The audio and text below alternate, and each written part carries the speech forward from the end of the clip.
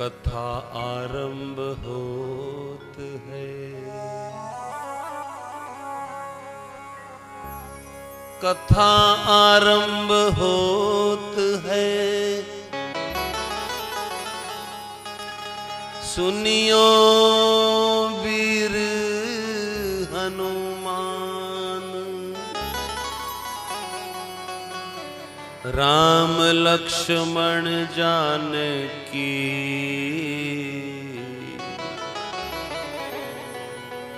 करहूं सदा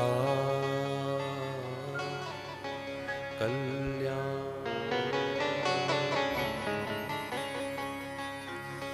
राम लक्ष्मण जानकी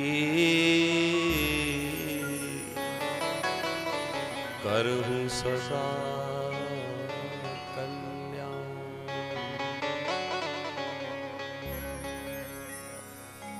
बोली श्रीमद् भागवत महापुराण की। सद्गुरुदेव भगवान की जय हो। राधा कृष्ण भगवान की जय हो। सीतारामचंद्र भगवान की जय हो। हनुमान जी महाराज की जय हो। शंकर भगवान की जय हो। माता कशवीरो देवी मैया की जय। बाबा ईश्वरदास बाबा महाराज की जय हो। जय जय श्री राधे। जय जय श्री राधे। जय जय श्री राधे।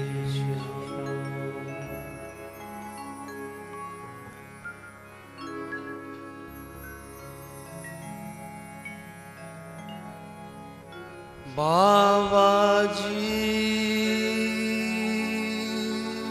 बाबा हे मेरे प्रभु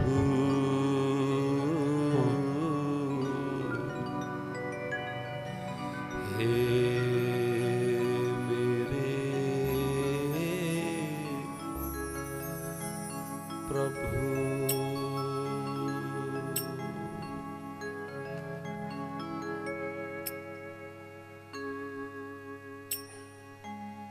मेरा जीवन है तेरे हवाले।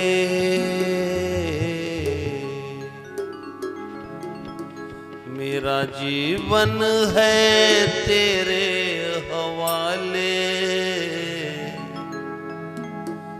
प्रभु मोहे पग पग तू ही संभाले।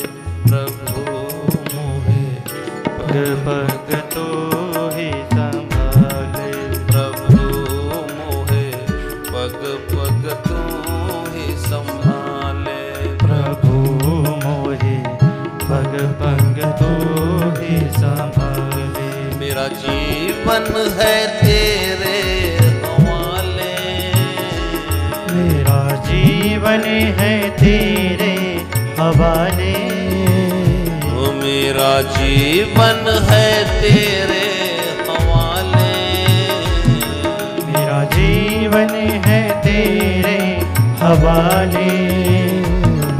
बाबा मोहे पग पग तू ही संभाले। बाबा मोहे पग पग तू ही संभाले। हाँ बाबा मोहे पग पग तू ही संभाले। बाबा मोहे पग पग तू ही संभाले।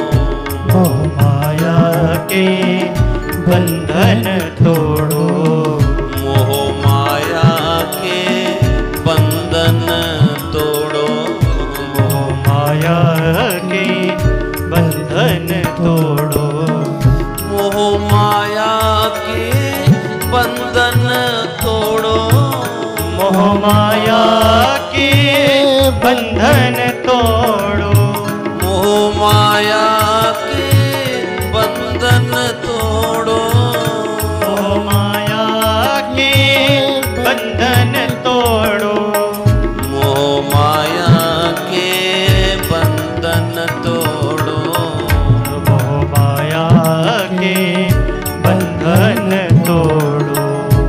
हे प्रभु अपनी शरण में ले लो, हे प्रभु अपनी शरण में ले लो, मुझ दास को अपना लो, मुझे दास को अपना लो, प्रभु मोहे पग पग तू ही संभाले, प्रभु मोहे पग पग तू ही संभाले, मेरा जीवन है तेरे हवाले, मेरा जीवन है तेरे हवाले, मेरा जीवन है तेरे हवाले, मेरा जीवन है तेरे हवाले, बाबा मोहे पग पग तू ही संभाले, बाबा मोहे पग पग तू ही संभाले।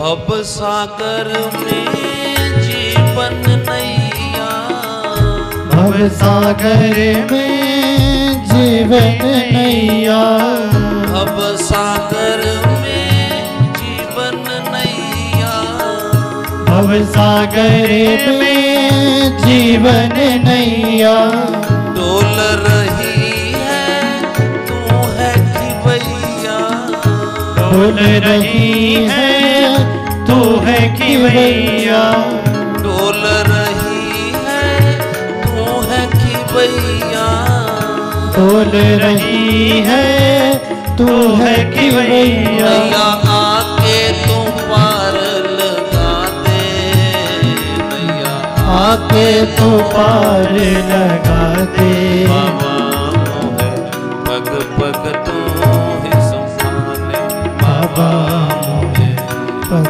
पग तू ही संभाले, बाबा मोहे पग पग तू ही संभाले, बाबा मोहे पग पग तू ही संभाले, बाबा मोहे पग पग तू ही संभाले, बाबा मोहे पग पग तू ही संभाले, बाबा मोहे पग पग तू ही संभाले, बाबा मोहे पग पग पग तू ही संभाले, पग पग तू ही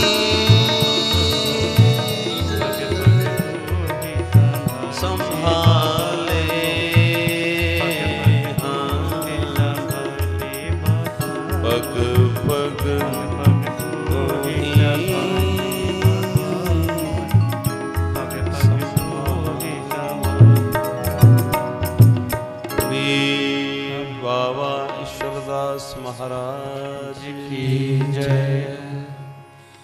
जय जय श्री राधे श्याम।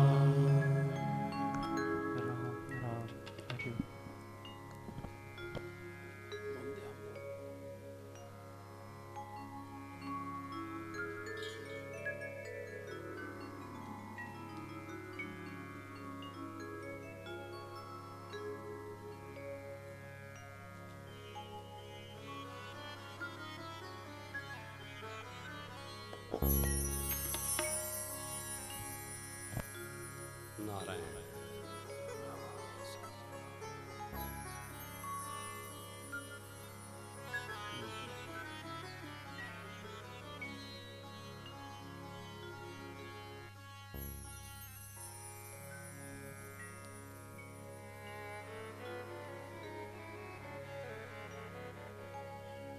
परम मंगलमय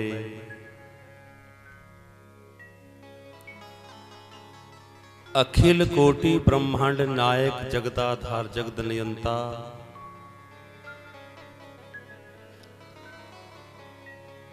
चराचर जीवात्माओं में वास करने वाले, कण कण में वास करने वाले, सभी जीव जंतुओं में वास करने वाले, जिन प्रभु की आज्ञा अनुसार ये सूर्य उदय होता है, अस्त होता है, जो प्रभु रातों रात इन पुष्पों में रंग भर जाते हैं, फलों में रस भर जाते हैं,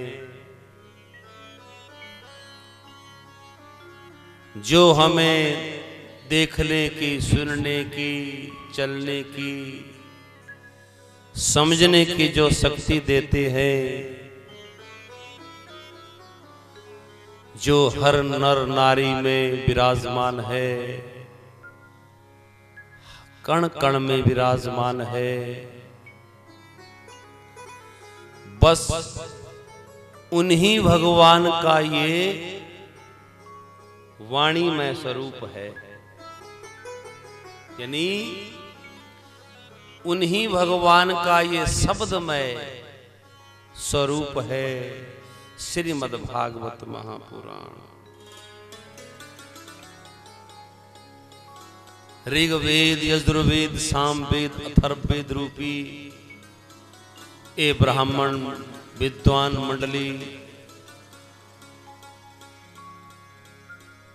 सामवेद के अधिष्ठात्री देवता सरस्वती पुत्र और इस ध्वनियंत्र के द्वारा, जो कानों के द्वारा आपके हृदय तक जो कथा पान करवाने में जो सहयोग कर रहे हैं, ओंकारा साउंड दौलतपुर से और दूर दुरात से, भिन्न भिन्न गांव नगर से आई हुई मेरी माताओं, मेरी बहनों, भाइयों, मेरे से बड़ी उम्र के राम राम ताया की उम्र के बाबा, इस मंदिर कमेटी के सभी सदस्यगण, बाबा का ही स्वरूप बाबा सेवादास,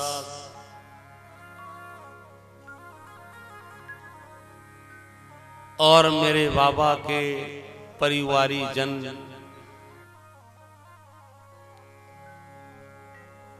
संत शिरोमणि ब्रह्मलीन बाबा, तपोनिष्ठ बाबा ईश्वरदास की छत्र छाया में बसा हुआ ये देहपुर गांव, यहाँ के स्थानीय तपोनिष्ठ संत लाल दयाल बाबा, दयालु बाबा, इन सब संत महापुरुषों के चरणों में प्रणाम करते हुए, यहाँ के ग्राम देवता, स्थान देवता, सबके चरणों में प्रणाम करते हुए आओ हम कथा में प्रवेश करते हैं, जहां सूत जी सौनकादि 88,000 ऋषियों को नैमिषारण्य तीर्थ पर इस अमर कथा का रसपान करवा रहे हैं। जो जो कल की कथा में विराजमान थे उनको स्मरण होगा कहाँ कथा को हमने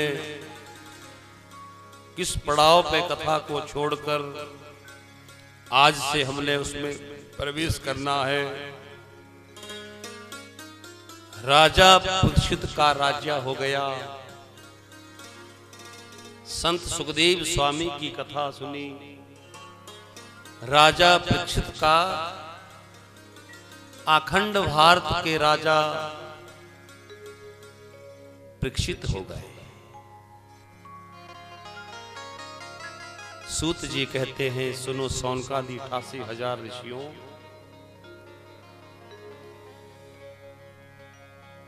जब राजा परीक्षित का राज्य था तो उनके राज्य में ताला नहीं था,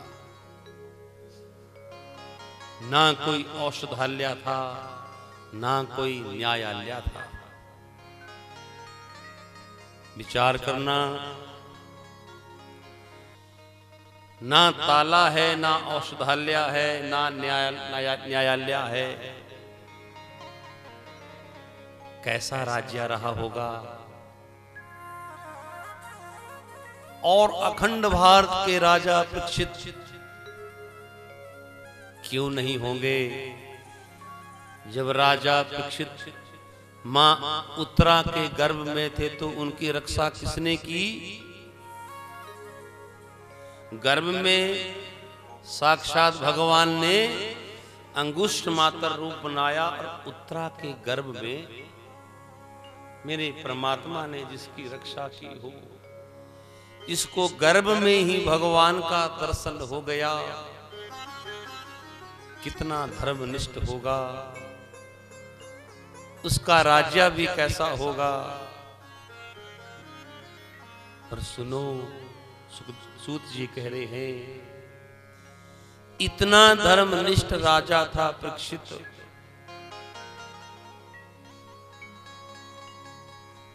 जब तक पूरी प्रजा भोजन नहीं पा लेती थी तब तक भोजन नहीं पाते थे। मूल में लिखा है।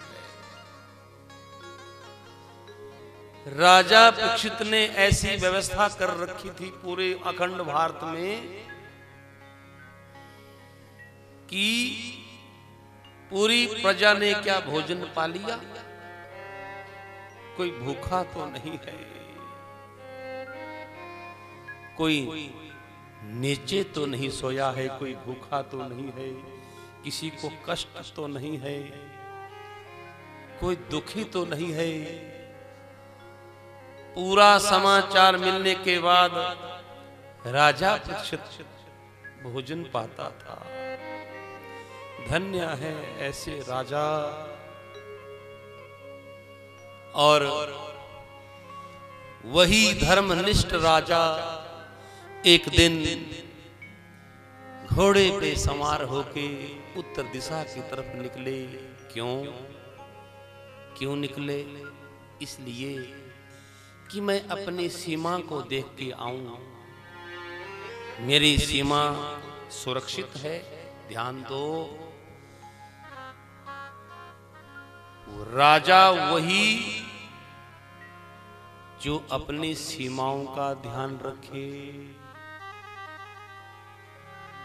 जो अपनी सीमाओं का भी ध्यान रखे। जब राजा घोड़े पे सवार होके उत्तर दिशा की तरफ निकले, आगे क्या देखते हैं? एक कौतुक देखा, ध्यान दो। क्या देखा?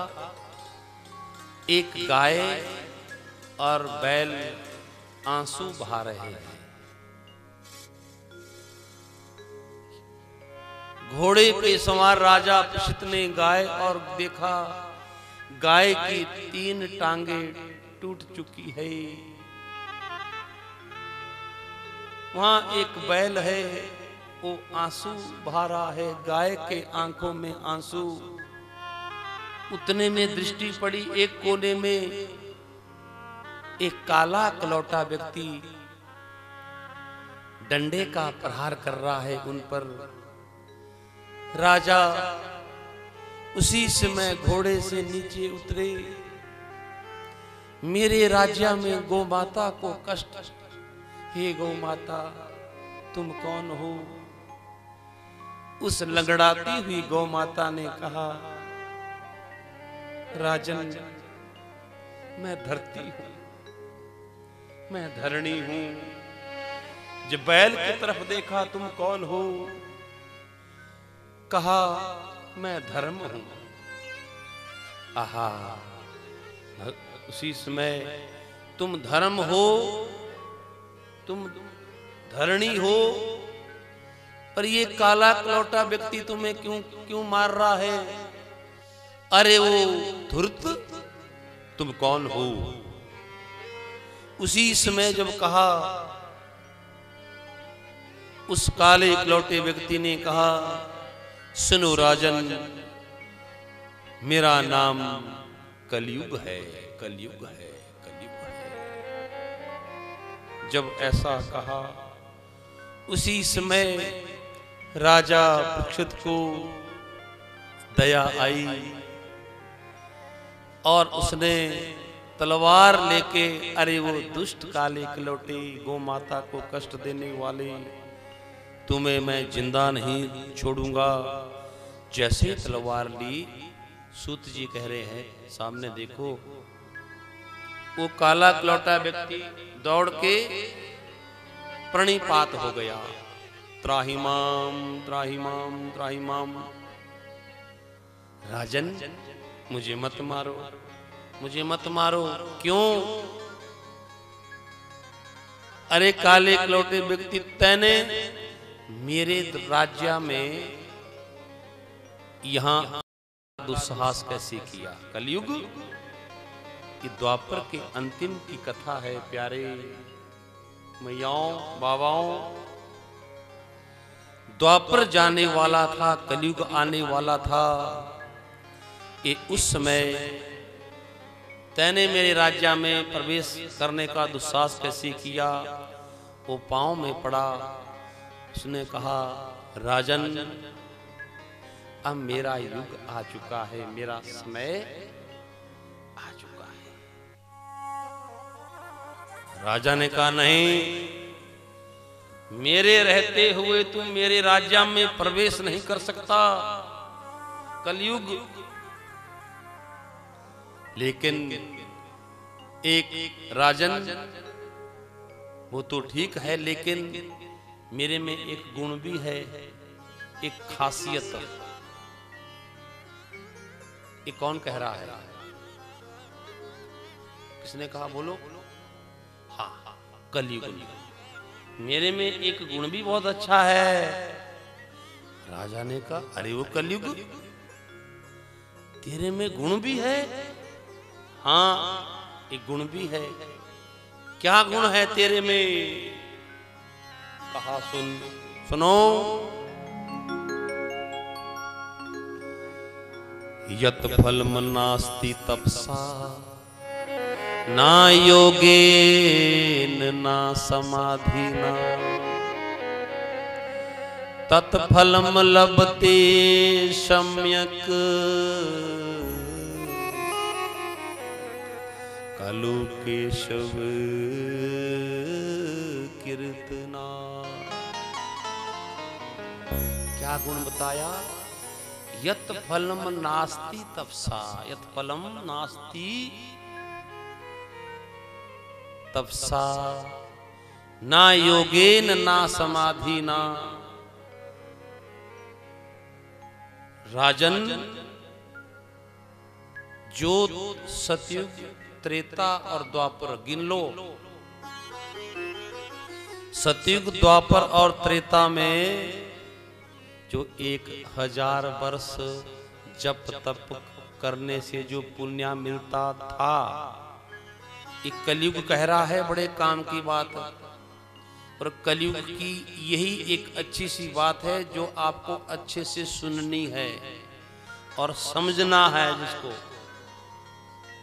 एक ही बात है बाबा, कलयुग की एक ही खासियत, विशेष गुण जो कलयुग कह रहा है कि राजन, यत फलम नास्ति तपसा, ना योगे ना समाधि ना।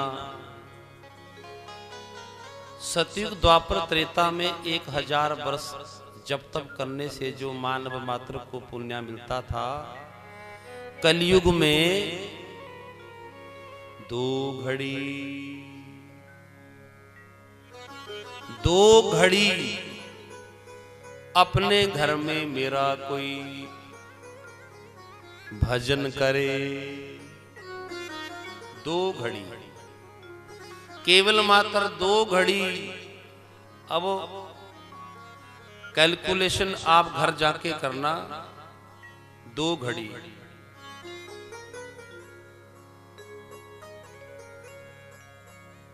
2 घड़ी भी मेरा कोई भजन करता है, उसको 1000 वर्ष का पुण्य मिलेगा। भक्त वत्सल भगवान की। ये कलयुग का गुण आपको अच्छा लगा? हमें तो अच्छा लगा। क्यों मैया?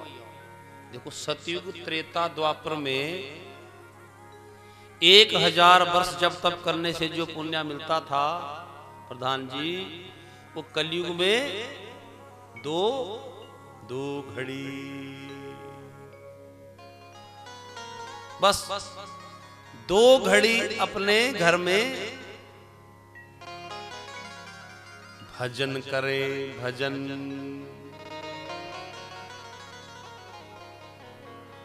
इसलिए कलयुग को तुलसीदास ने चौपाई, तभी तो तुलसीदास ने इसको प्रमाणित किया। क्योंकि जो संत तुलसीदास थे, सुनो, ये लगभग बाबा ईश्वरदास के कालखंड के संत हुए। तुम्हें गौर से सुनना है। जो गोस्वामी तुलसीदास हुए वो त्रेता के नहीं थे, द्वापर के नहीं थे, सतयुग के। इसी कलयुग में तुलसीदास हुए। संत तुलसीदास, संत ईश्वरदास बाबा, दयालु बाबा, ये लगभग तुलसीदास भी इन्हीं के कालखंड में हुए। और जो मैं आपको ये कथा सुना रहा हूं, इसको प्रमाणित कर दिया गोस्वामी तुलसीदास ने कि कलयुग में एक ही विशेषता है, हरिनाम संकीर्तन भजन। और कैसा भजन? हरिनाम कीर्तन।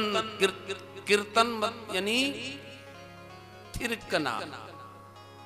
कीर्तन थिर, और थिरकना शरीर नहीं, बैठे बैठे मन। ठीक कहा बेटी ने, मन। ये है कीर्तन। चलो, तन भी, पर मूल मन इसको कहते हैं। कीर्तन कहते हैं जो हमारा मन, और जब मन नृत्य करता है तो नेत्र स्वयं ही बंद हो जाते हैं। ये आपने अनुभव किया होगा। जब मन प्रसन्न होता है तो नेत्र, ये दरवाजे बाह्या, ये जगत को, संसार को निहारने वाले जो ये दरवाजे हैं, स्वयं बंद हो जाते हैं। और इन आंखों में भाव आ जाता है। इतना भाव भर जाएगा कि कई बार वो भाव से भरकर वो छलक के बाहर आ जाता है। जब भाव का सिंधु भर के हिलोरे लेने लगता है तो वो छलक कर वो बाहर आ जाता है। वैसे किसी को तुम कहो कि तुम्हें 1 लाख रुपया इनाम देंगे, एक आंसू निकाल दो, नहीं निकलेगा।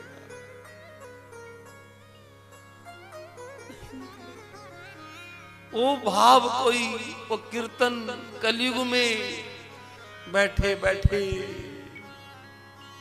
नेत्र बंद करके बाबा ईश्वरदास का ध्यान करे, अपने इष्ट का, बाबा का। तुलसीदास ने प्रमाणित किया इसको, ऐसे कह लो तुलसीदास ने इस पे मोहर लगाई। क्या मोहर लगाई कहूं?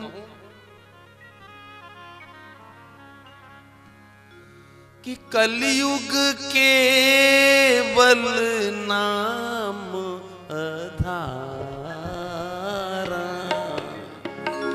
कलयुग केवल नाम आधारा, कलयुग केवल नाम आधारा,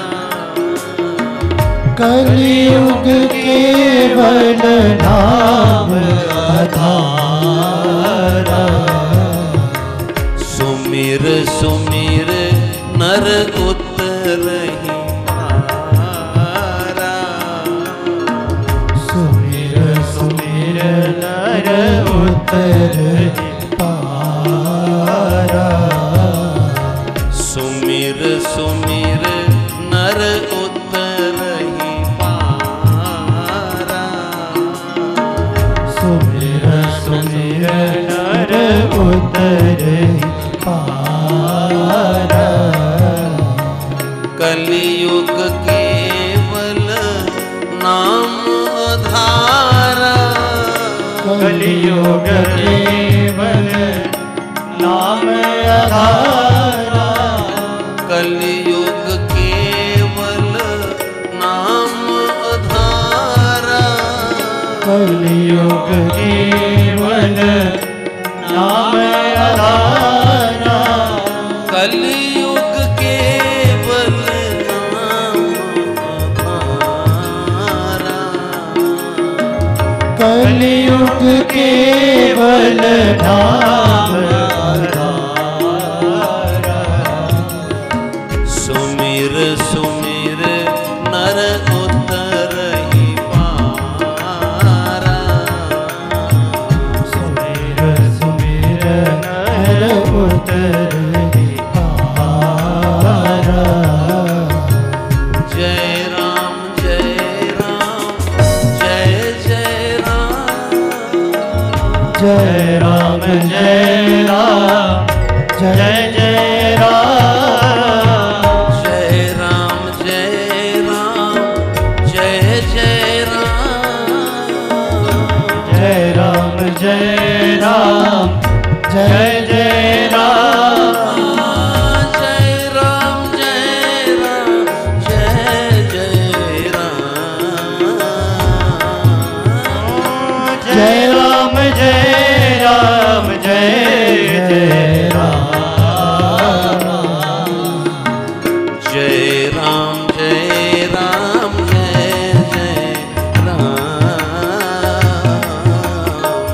जय राम जय राम जय जय राम।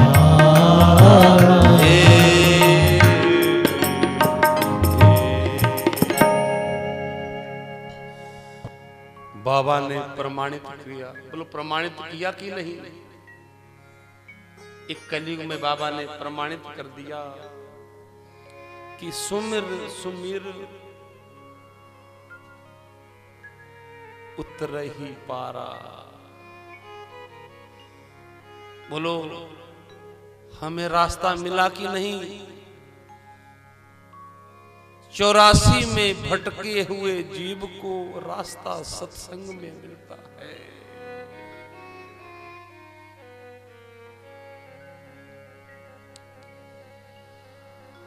84 लाख योनियों में भटके हुए जीव को रास्ता केवल ये सत्संग है।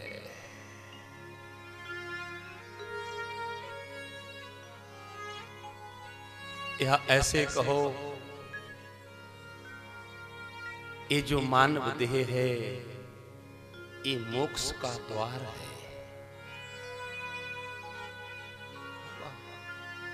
ये जो देह मिला है मानव देह, ये मनुष्य देह, ये मुक्ति का द्वार है।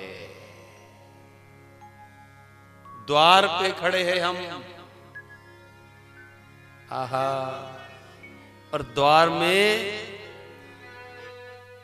इस द्वार में, दरवाजे में ताला है। और अगर मैं गहराई से तुम्हें समझा सकूं या समझ सके, मुक्ति के मार्ग के दरवाजे का ताले की चाबी है देह। और एक बात और प्रमाणित कर दिया तुलसीदास ने कि बड़े भाग्या वो मानुष तन पावा।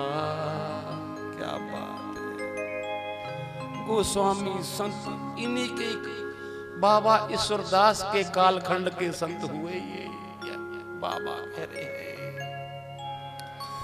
कि बड़े भाग्या मानुष तन पावा, सुर दुर्लभ क्रम धन सब गावा। मानुष तन पावा, सुर दुर्लभ क्रम धन सब, हाँ सुर दुर्लभ क्रम धन सब गावा। प्रमाणित कर दिया। और राजा परीक्षित, जैसे आपका मन गदगद हो रहा है ना, मन, राजा परीक्षित गए तो थे तलवार निकालने के लिए, उसको मारने लगे, लेकिन सच में मन गदगद हो गया, क्योंकि इसमें लाभ दिखा। अरे कलयुग, पर सुन, तेरे लिए मैं 4 स्थान देता हूं। द्वितम पानम स्त्रियम सुनम, यत्र अधर्मश्च चतुर्विधा। अब सामने देखो सब,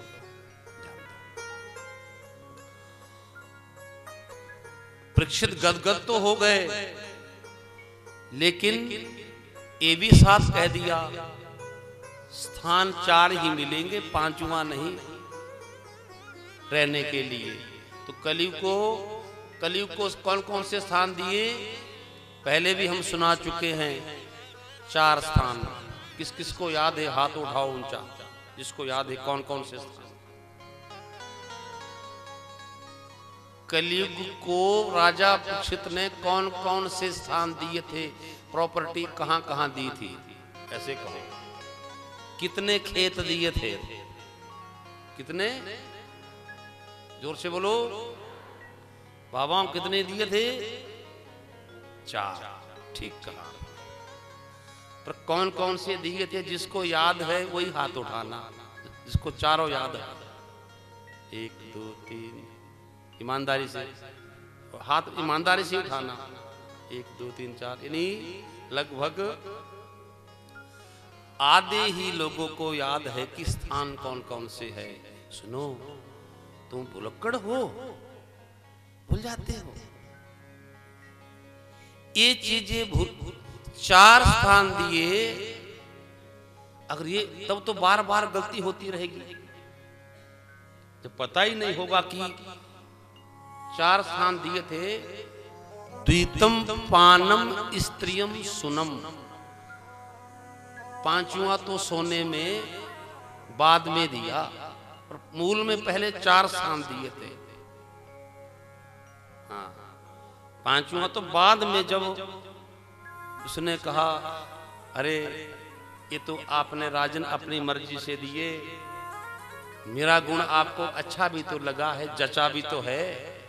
अब एक स्थान एक स्थान जो है जय हो। हमारे मन के अनुसार दे दो तो स्वर्ण में स्थान दिया था, सोना मांगा। पर उससे पहले जो 4 स्थान दिए, ध्यान दो, द्वितम पानम स्त्रियम सुनम। मैं इसकी सरल मैं इसकी व्याख्या करूंगा। द्वित कहते हैं,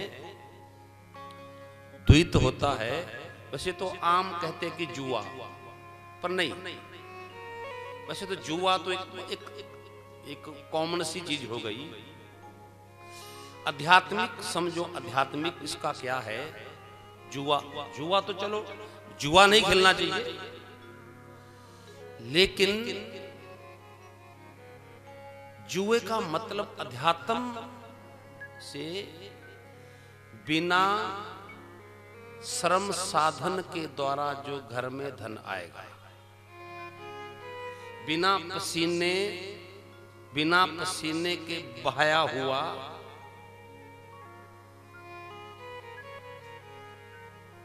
जो घर में धन आएगा, सट्टे से वो मैं करोड़पति बन जाऊं, बिना श्रम साधन के जो घर में धन आएगा वो उसमें कलयुग वास करता है, बिना मेहनत के। क्यों करेगा कि नहीं? जो पसीना बहा के मेहनत करके जो घर में धन आएगा उसमें कन्हैया का वास है।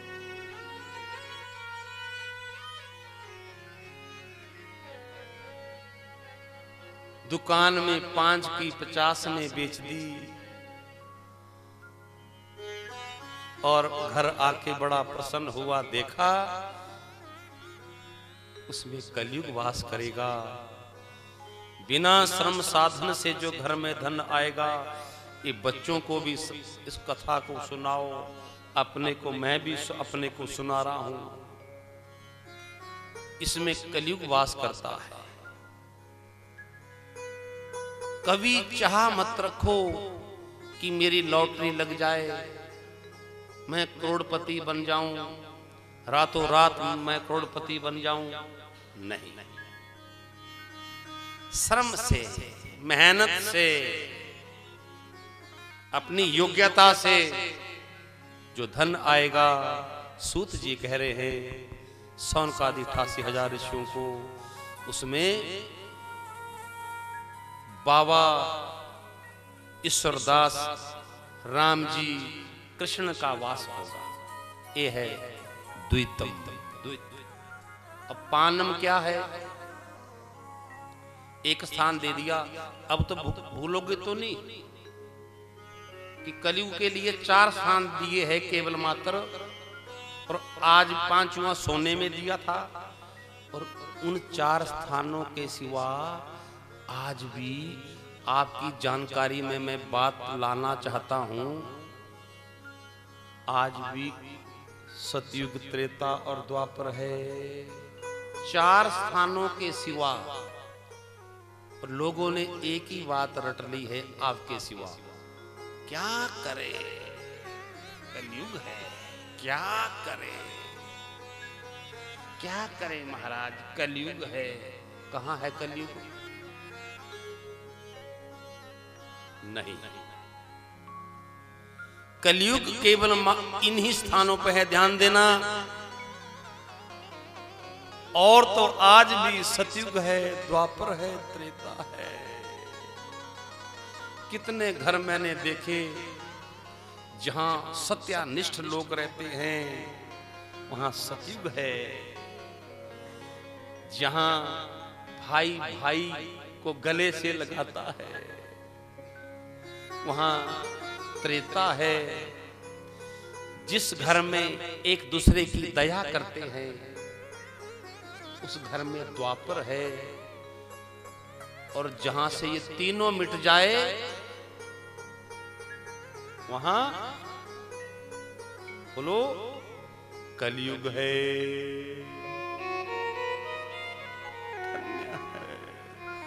सूत जी ने सौनकादि 88,000 ऋषियों को जब एक कथा सुनाई, सुनते सुनते सौनकादि 88,000 ऋषि गदगद हो गए। नारायण नारायण। थोड़ा मीठा। पानम, दूसरा स्थान पानम द्वितम पानम। अब पान को आम हम सुनते हैं, वो कहते हैं पानम मतलब मदिरा पान। हाँ उसमें भी है, लेकिन वो कॉमन सी चीज है। वो तो हमने सुना है दवाई औषधियों में भी पड़ा होता है, दवाइयों में भी। पानम, मूल पानम का मतलब ध्यान सुनो, पानम यहां से नहीं, यहां का जो किया हुआ पान है वो तो मुझे लगता है शायद उसका असर कितनी देर तक रहता है, कोई अनुभवी है? मतलब जो मुख से पान किया जाए उसका असर कितने देर तक रहेगा, कोई अनुभव से बताओ भाई। इशारा और जगह भी हम तभी तो कह पाएंगे, कोई नहीं यहां। हमने सुना है कि उसकी एक सीमा होती है, उतनी देर तक तो वो उसका असर रहेगा जो मुख से। ये है पान, पर एक कॉमन सी चीज है। पर एक पान ऐसा है जहां यहां भागवत में संतों ने मूल में व्याख्या की है, वो मुख से नहीं कानों से किया जाता है। आहा, पानम मुख से, कानों से जो पान हम करते हैं उसका असर तो आपने देखा होगा। 25 वर्ष पहले किसी ने आपको कुछ ऐसा बोल दिया, ऐसा पान हुआ भूल नहीं पाती है मैया है। क्यों बोलो 25 वर्ष हो गए इसने मुझे राधे राधे बोलो, राधे राधे।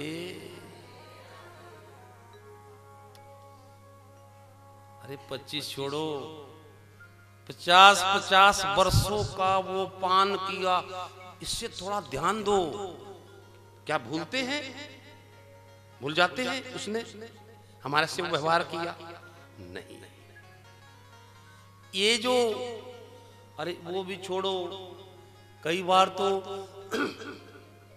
कहीं आप बहुत जल्दी में जा रहे हैं, घर से बोला हम जल्दी है, लेकिन जल्दी जाते जाते रास्ते में एक सहेली का, उसकी सखी का घर आ गया और उसने कहा रुक। अरे कहाँ जा रही है? अरे इधर। अब इतनी जल्दी जा रही थी, वो सहेली के पास रुक गई, आधे घंटे से खड़ी है और क्या कह रही है? कान में बात, कुछ कान में ही कह रही है। अब क्या कह रही है कोई तीसरा सुन नहीं सकता, इसका ढंग बोलने का, पड़ोसी सुन नहीं सकता, सारी बात कह देगी। और उस सुनने वाली को भी और सुनाने वाली को भी, मैंने कई बार देखा, झाड़ू ऐसे है तो ऐसे रहेगा, झाड़ू हाथ में है तो हाथ में रहेगा। महाराज झाड़ू इतना वहां नहीं रहता उसको कि झाड़ू नीचे छोड़ के ही इतना ऐसा नशा, ऐसा पान करती रहेगी। अरे वो तो छोड़ो, एक दिन मैं बिल्कुल घटनात्मक कह रहा हूं, हमारे ही आसपास में क्या एक माई एक सिर पे कोई 20-25 किलो का घास का वो लेके आई, और हम वैसे ही कहीं पानी के सरोवर के साथ बैठे थे और आते हुए देखा हमने, और वो एक माई अंदर से आई, सिर पे गट्ठा उठाया है, लगभग समय तो नहीं, लगभग 30-35 मिनट वो गट्ठा सिर पे, और वो क्या कह रही थी, वो क्या बोल रही थी, ये तो पता नहीं चला। पर जब वहां से वो गुजरी हमारे पास से, मेरे मुख से वैसे ही निकल गया।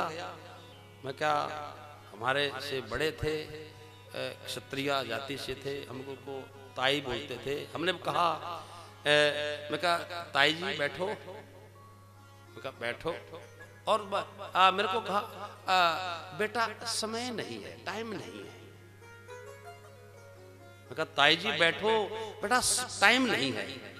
मैंने इस पे मंथन किया, अभी आधे 35 मिनट से सिर पे गड्ढा लेके उसके लिए टाइम, और ये हमने कहा थोड़ा इसको बोझ नीचे उतारे बैठो, टाइम ही नहीं है। इसका क्या मतलब? ये है वो पानम। कानों से ऐसा पान करो, आहा, ये इसका निर्णय कोई पड़ोसी नहीं करेगा। कानों से पान करे, क्या इसके लिए किसी से परमिशन लेनी पड़ेगी? अच्छा पान करे, बुरा पान करे, हमें किसी से परमिशन चाहिए? नहीं।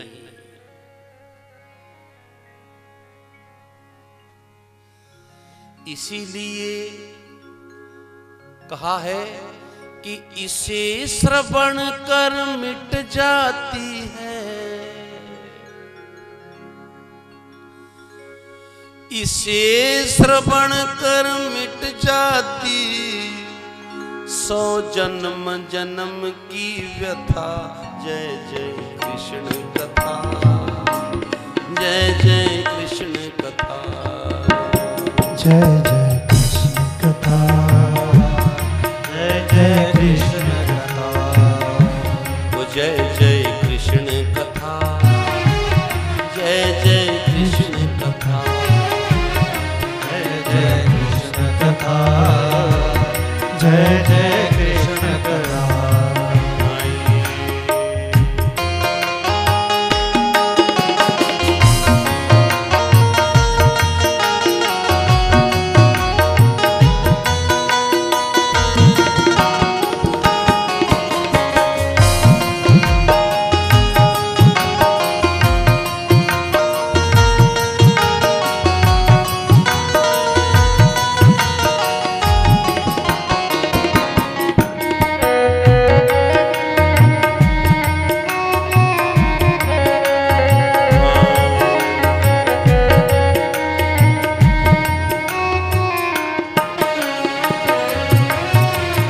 इसे श्रवण कर मिट जाती है, इसे श्रवण कर मिट जाती है, इसे श्रवण कर मिट जाती है, इसे श्रवण कर मिट जाती है, इसे श्रवण कर मिट जाती है 100 जन्म जन्म की व्यथा। जय जय कृष्ण कथा, जय जय कृष्ण कथा, जय जय कृष्ण कथा, जय जय कृष्ण कथा, ओ जय जय कृष्ण कथा, जय जय कृष्ण कथा, ओ जय जय कृष्ण कथा, जय जय कृष्ण कथा, जय जय कृष्ण कथा, जय जय कृष्ण कथा, जय जय कृष्ण कथा, जय जय कृष्ण कथा। धीरे से क्या बोलना पड़ेगा सबको, और भाव से।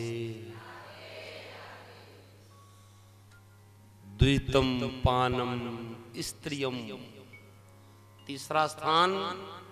2 स्थानों का एड्रेस मिल गया ना, कलयुग जहां रहता है। अब तो नहीं भूलोगे। कानों से क्या पान करे वो, इसके लिए आगे हम नहीं कहेंगे क्योंकि आप बहुत समझदार है। द्वितीयम पानम स्त्रियम, स्त्रियम तीसरा स्थान दिया कलयुग को राजा परीक्षित ने। स्त्रियम, स्त्रियम यानी जहां मन माने ढंग से जीवन जिया जाए।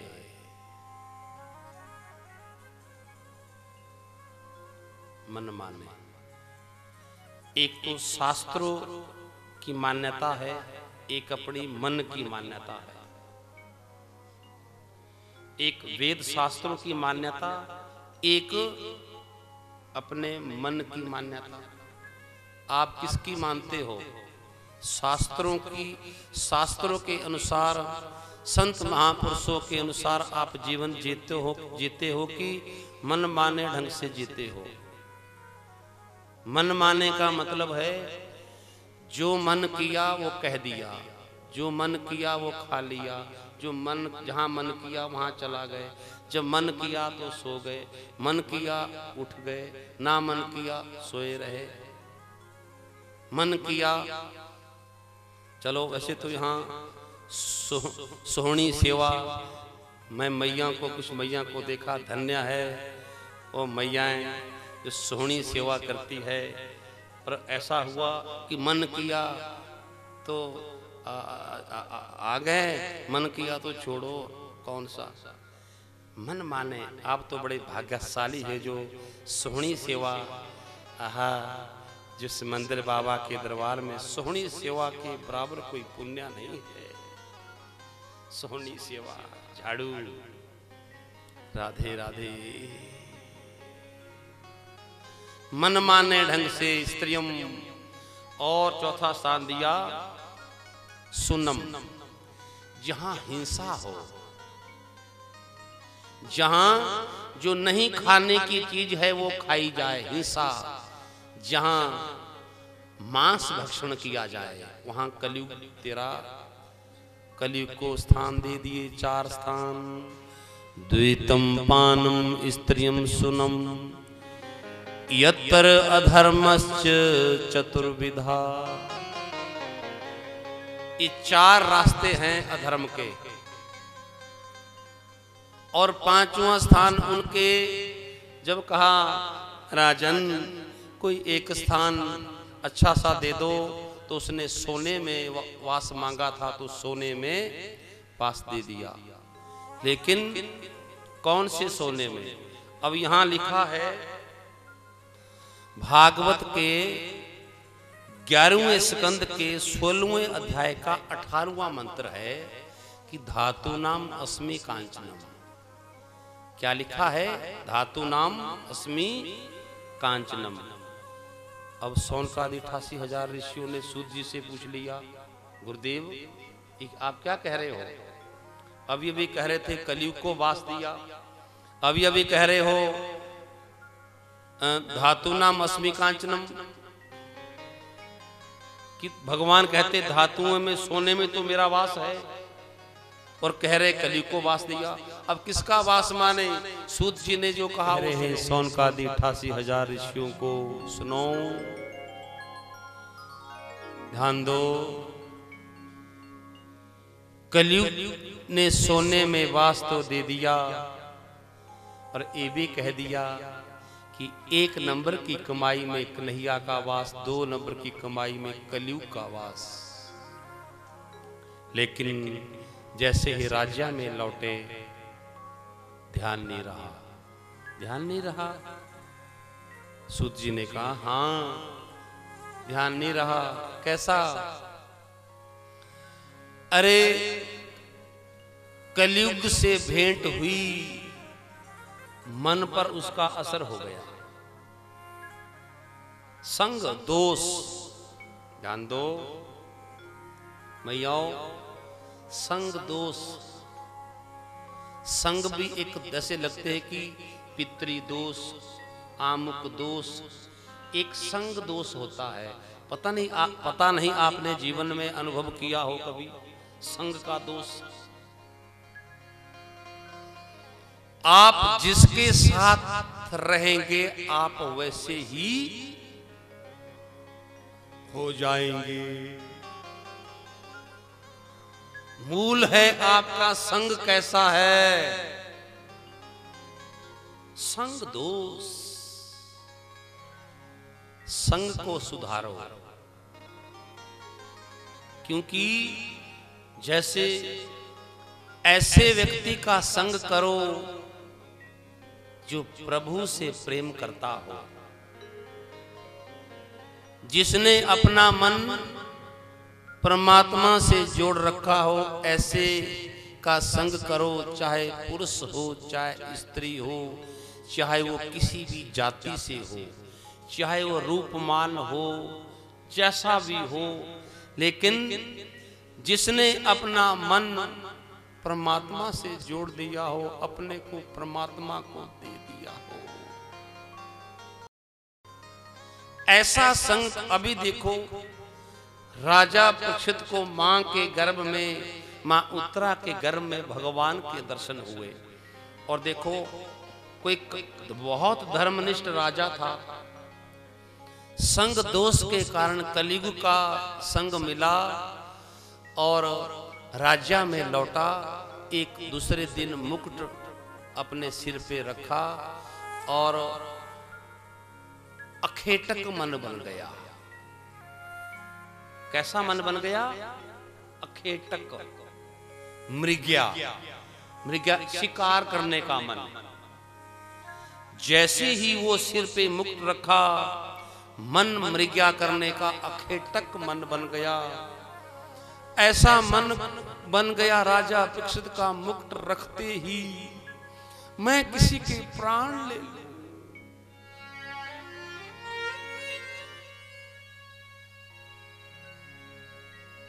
मैं किसी की प्राण ले लूं।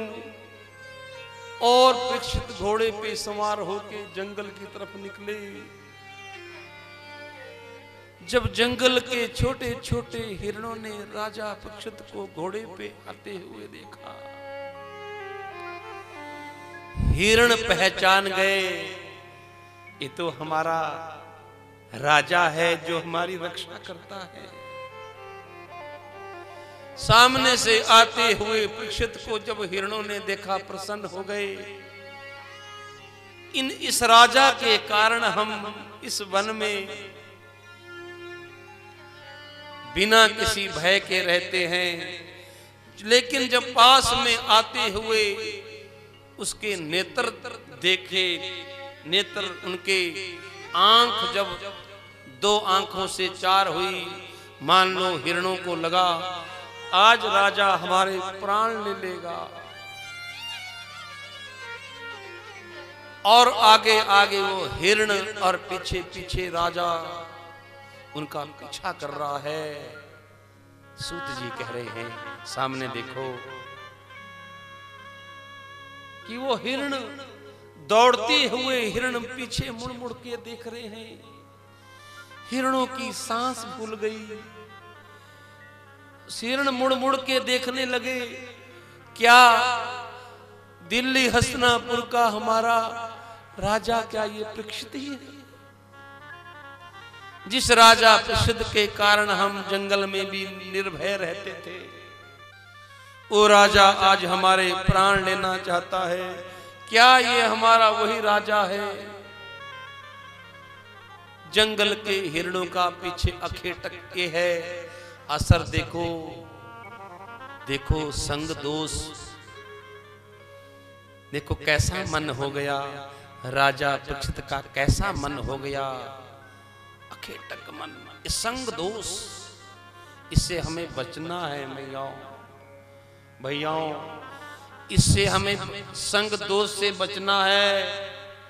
पता नहीं मन कब बिगड़ जाए, कब हमारा इस समय हमारा पतन हो जाए।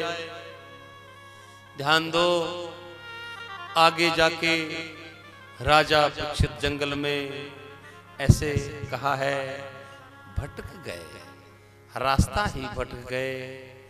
क्या करे, भूख प्यास सताने लगी। राजा परीक्षित ने मन किया अब कहाँ जाए। क्या देखा, एक बाबा की कुटिया सामने। घोड़े को वहां लेके नीचे उतरे, कुटिया में देखा एक महात्मा बैठे हैं। समिक मुनि नाम के एक महात्मा बैठे हैं। उनके कुछ शिष्य कौशिकी नदी में स्नान करने गए थे। पीछे से महात्मा समिक अपने ध्यान में, अपने इष्ट के ध्यान में। संत भी असली थे और समाधि भी असली थी। एक बड़े ध्यान में, अपने इष्ट के ध्यान में बैठे थे। राजा परीक्षित ने आवाज लगाई, हे बाबा, ओ बाबा, मुझे पानी पिला दो, मुझे प्यास सता रही है। बहुत देर तक आवाज लगती रही, समिक मुनि की आंख नहीं खुली। क्यों? क्योंकि समाधि असली थी। ध्यान हो तो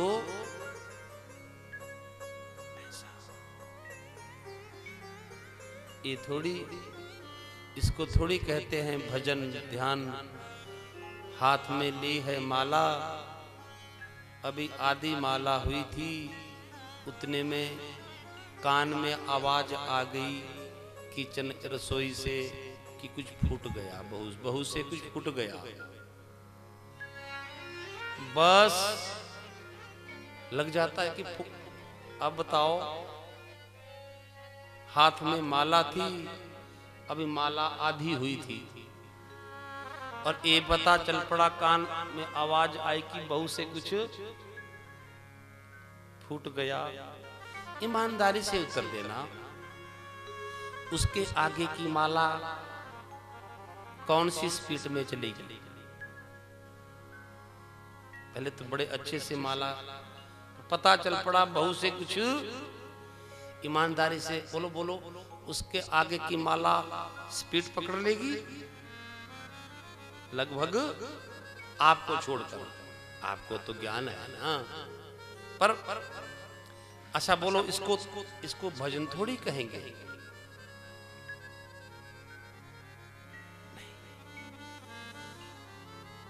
चाहे 5 मिनट ही तुम भजन करो,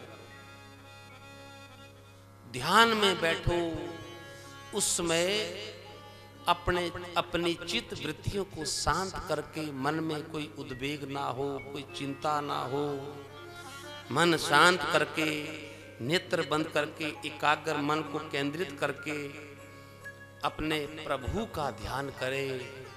वो है ध्यान। और मैं तो कहूँगा, जब तुम्हारा ये अभ्यास होगा, तुम्हारे भ्रिकुटी के मध्य में उस नेत्र ज्योति के ऐसी एक ज्योत प्रकट होगी।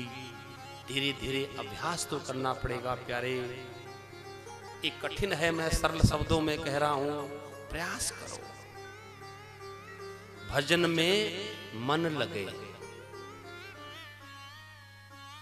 भजन में मन लगे।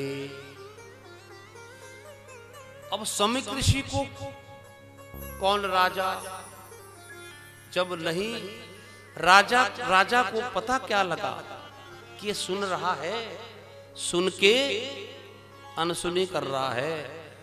मैं इसको बताता हूं। एक मरा सर्प लिया, बाबा के मरा सर्प बाबा के गले में डाल दिया।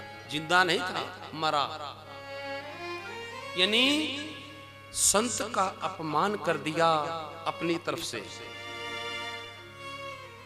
लेकिन बाबा को कोई पता नहीं चला, क्योंकि ध्यान में थे। लेकिन उनके एक गौरमुख नाम के शिष्य ने जब देखा, दौड़ के अपने शिष्यों को और उनके पुत्र श्रृंगी ऋषि को जब पता चला हमारे पिता का अपमान, उसने कौशिकी का जल हाथ में लिया और कह दिया, इति लंघ्यत मर्यादा तक्षक सप्त मोहनी। इति लंघ्यत मर्यादा तक्षक सप्त मोहनी। जिस किसी ने भी हमारे बाबा का अपमान किया हो, ठीक आज के 7वें दिन वही मरा सर्प तक्षक बनकर उसको दंश करे, उसकी मृत्यु हो जाए। बोली भागवत भगवान की। श्राप लग गया। कृष्ण गोविंद गोविंद राधा गोविंद गोविंद, कृष्ण गोविंद गोविंद राधा गोविंद गोविंद, कृष्ण गोविंद गोविंद राधा गोविंद गोविंद, कृष्ण गोविंद गोविंद राधा गोविंद गोविंद कृष्ण गोविंद गोविंद राधा गोविंद गोविंद कृष्ण गोविंद गोविंद राधा गोविंद गोविंद कृष्ण गोविंद गोविंद राधा गोविंद गोविंद कृष्ण गोविंद गोविंद राधा गोविंद गोविंद कृष्ण गोविंद गोविंद राधा गोविंद गोविंद कृष्ण गोविंद गोविंद राधा गोविंद गोविंद हे गोपाल राधा कृष्ण गोविंद गोविंद हे गोपाल राधा कृष्ण सब गाओ गोविंद ऐसे नहीं तालियों के समा देखो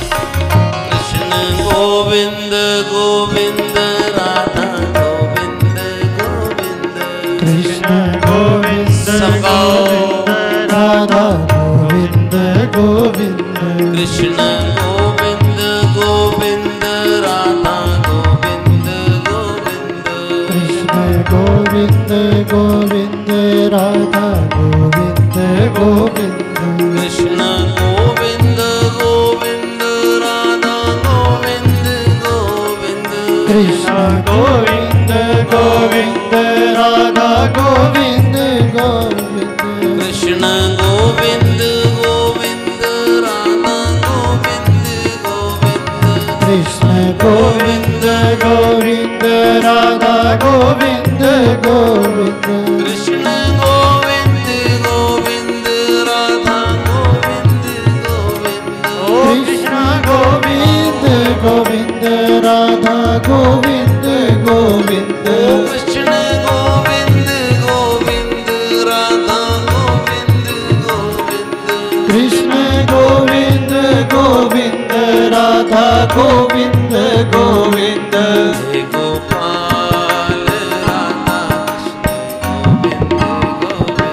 हे गोपाल राधा कृष्ण गोविंद गोविंद हे गोपाल राधा कृष्ण गोविंद गोविंद हे गोपाल राधा कृष्ण गोविंद गोविंद हे गोपाल राधा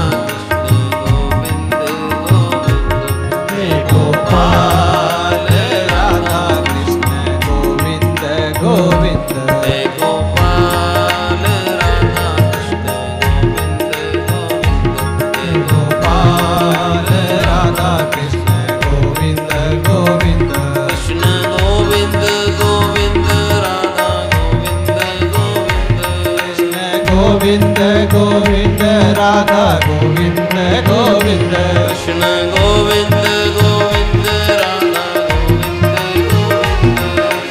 गोविंद गोविंद राधा गोविंद गोविंद हे गोपाल राधा हे गोपाल राधा कृष्ण गोविंद गोविंद हे गोपाल राधा कृष्ण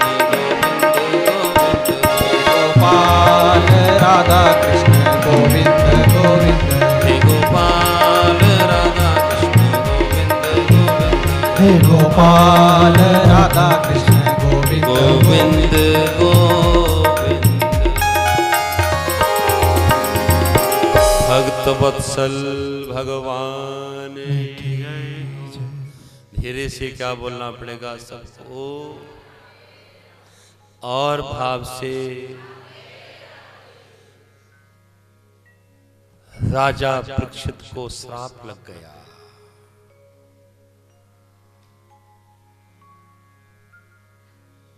श्राप लग गया।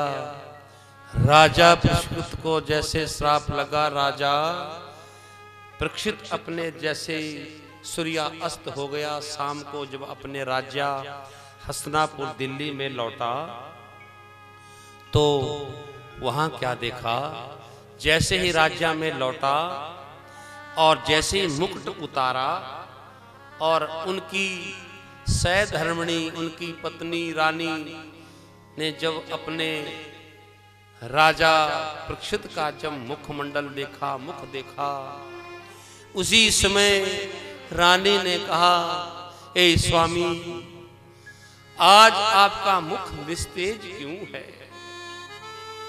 वाह, पत्नी हो तो, हे स्वामी, आज आपका जो मुख निस्तेज क्यों है? आज कहीं आपसे कोई अपराध तो नहीं बन गया? ऐसा लगता है स्वामी, आज आप किसी का अपराध करके आए। पत्नी देखो धन्य है, ऐसा लग रहा है कि आप आज किसी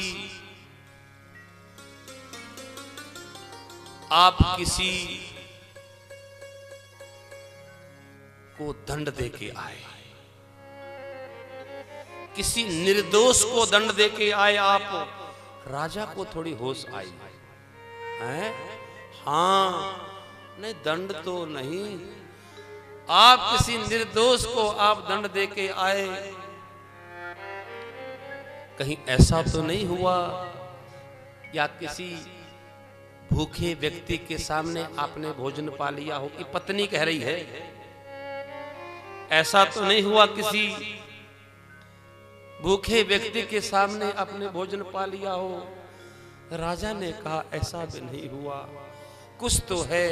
उसी समय राजा को याद आई, हाँ, मैं एक संत के गले में मरा सर्प डाल के आया।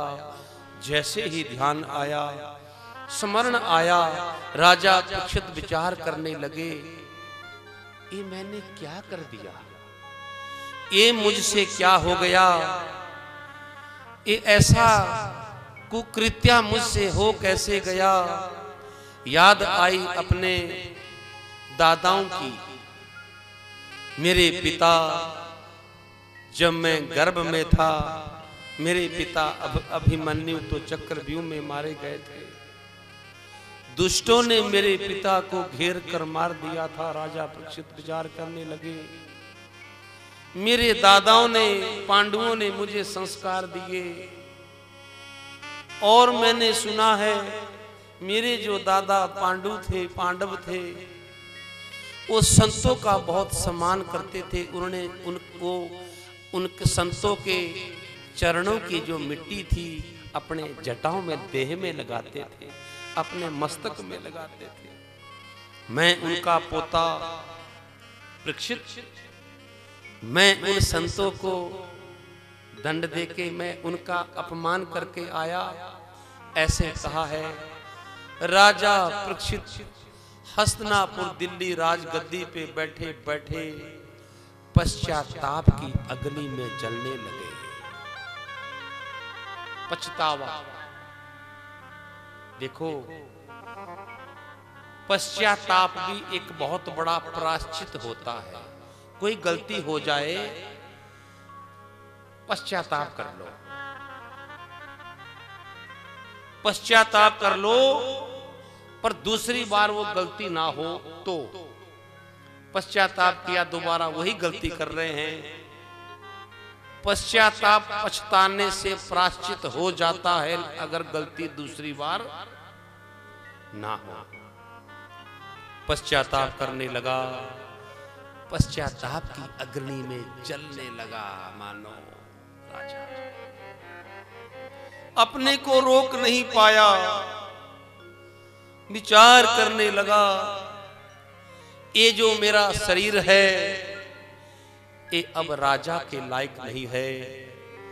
मैंने एक संत का अपमान किया है और अपने पुत्र जन्मेजय को बुलाया, संत महापुरुष विद्वानों को बुलाया और दिल्ली हस्तिनापुर की राजगद्दी अपने पुत्र जन्मेजय को सौंप दी। बोलिए भागवत भगवान की।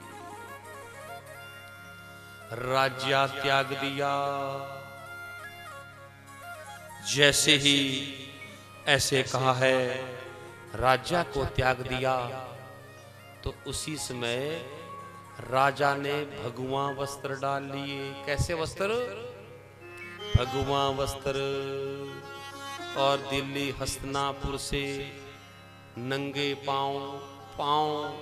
नंगे पांव भगवा वस्त्र, और मुख में एक ही वाणी है। जो भी मिलता है उससे एक ही बात पूछते हैं। क्या पूछते हैं? सुनो, म्रियामाणम किम कर्तव्यम, यानी 7 दिन में जिसकी मृत्यु नजदीक आ जाए उसको क्या करना चाहिए। जो भी रास्ते में मिलता है बस एक ही बात करते हैं, म्रियामाणम किम कर्तव्यम, जिसके 7 दिनों में मृत्यु आ जाए उसको क्या करना चाहिए। किसी ने सही उत्तर नहीं दिया। किसी ने कहा सुनो, 8 दिन की बात होती तो कुछ करते, 15 दिन की बात होती, महीने की कुछ पर 7 दिन में मृत्यु जिसकी आ जाए उसको क्या करना चाहिए। किसी ने भी सही उत्तर नहीं दिया। लेकिन राजा परीक्षित नंगे पांव कहाँ? सुकताल गंगा घाट की तरफ। सुक्रताल, कोई आप में से वहां गए होंगे। सुक्रताल, उस सुक्रताल की तरफ नंगे पांव निकल गए पैदल, और मन में एक ही निष्ठा है।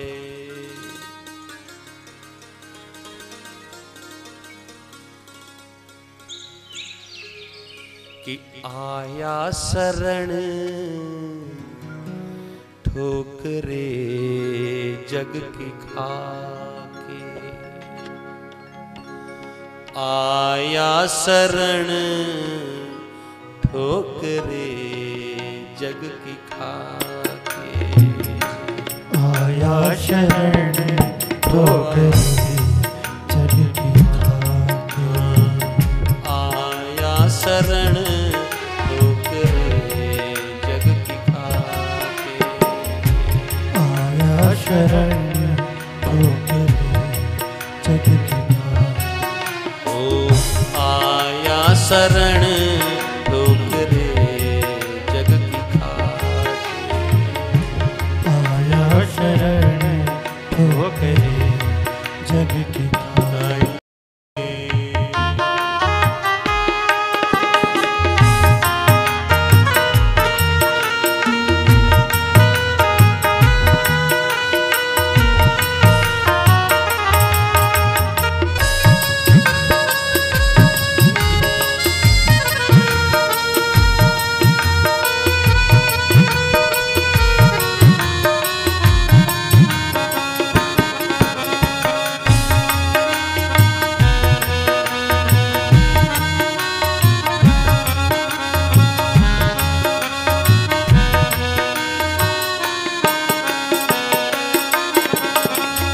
हटूंगा प्रभु तेरी, हटूंगा प्रभु तेरी, हटूंगा प्रभु तेरी, हटूंगा प्रभु तेरी, दया दृष्टि पाके, आया शरण ठोकरे जग की खाके, आया शरण ठोकरे जग की खाके, आया शरण ठोकरे जग की खाके, आया शरण ठोकरे जग की खाके। हटूंगा प्रभु तेरी, हटूंगा प्रभु तेरी, हटूंगा प्रभु तेरी, हटूंगा प्रभु तेरे। दया दृष्टि पाके आया शरण ठोकरे जग की खाके। आया शरण ठोकरे जग की